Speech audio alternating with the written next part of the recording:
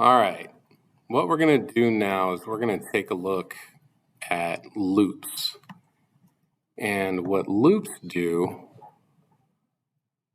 so basically these balls falling, oops, I died.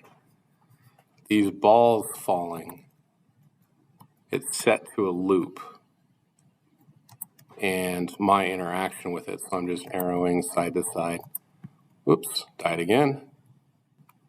My interaction with it is, or the balls falling down, and my interaction with it, so them showing up in different areas is the math random. So it's pulling from an array of different size balls that are, named differently. These are just like pictures. And so even the shot, that's a picture. And the loop part is basically the gameplay and going back and forth, and these just dropping as long as you want to play. Now there are two types of ways to code a loop. You can do a for or a while. So I commented this out, so this isn't going to work for right now, but this is going to work. And for a for, you have to define your variables. So you say let m equal 0. And what this does is it's basically just going to count.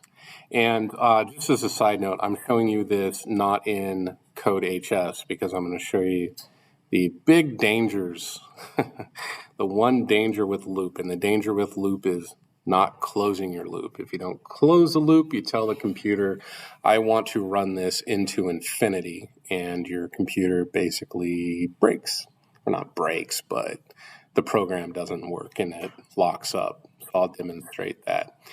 So we're just going to count to 10. Well, from 0. So I set m to 0.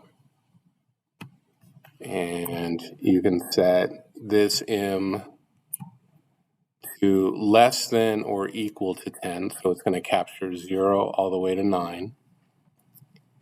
And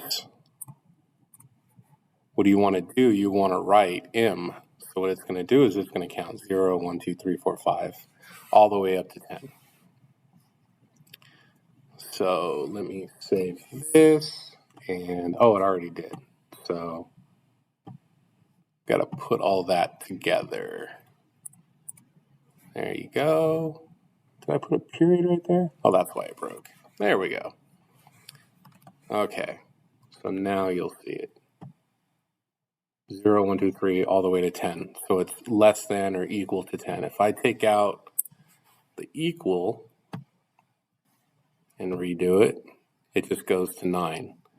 Now, you could set this to 1 million, but you will, I don't want to say lock up your computer, but it's going to take a while for it to calculate out, depending upon your computer's speed. So let's take a look at what happens when I don't close the loop. So this is how you close the loop. You just basically do the plus plus, and that closes the loop. So it contains the job that you want to do within this range right here. So if I were to take it out, Control S, and I'll reload, and the wheel just keeps spinning. It's trying to calculate infinity for you, and it can't do it.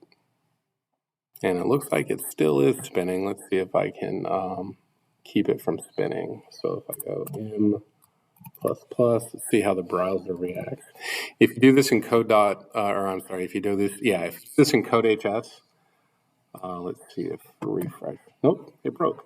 If you do this in Code.hs and you don't close your loop and you're just playing around and you have a ton of code, I was messing with it and it'll blow out your entire program. And you're going to have to code everything all over again. It may save some of your stuff, but it may not. And if you wanted to try a while, so a while would just kind of look like this. It's a bit of a simpler setup. So these are just two different ways to code a loop. And all you want to do is sort of practice what you're doing. And So you see A greater than 30. So this is going to count. It should count from 1. It may count from 0. Let's take a look. I got to comment this out. Save it. And this is Visual Code Studio. If we had PCs, you'd be playing with this. Yeah, it starts at 1. So if you want to specify 0, you're going to have to set it up in this manner here. But see how it only counted to 29? Okay. Now, if you set this to greater than, that's going to lock up your computer because it's going to count from 30 into infinity, and you'll just side scroll for days and it just smashes everything together. Now, you're never really going to be like, oh, I'm going to lay out a bunch of numbers like this. Think of these as like, all of those little meteors dropping or something like that. So you got 1, 2, 3, it's all integered out. How many balls do you want to drop within a certain time period? And there is a way to sort of make it contained to where you can play the game, because if I kept that game loaded, they would just continue to drop. That's different than setting it to infinity or not closing the loop. It may look like, oh, I could do this forever, but eventually what's going to happen is your computer's going to start running slow, and it's almost as if you're running it to infinity. But if you give it the instruction immediately without closing the loop, run this to infinity, it's gonna lock up when it tries to run the code. So you want to make sure, again, you close your loops. And that's just an iteration sort of thing. And you can see I named the variables whatever I wanted. I did a doc right. Okay, that is a loop.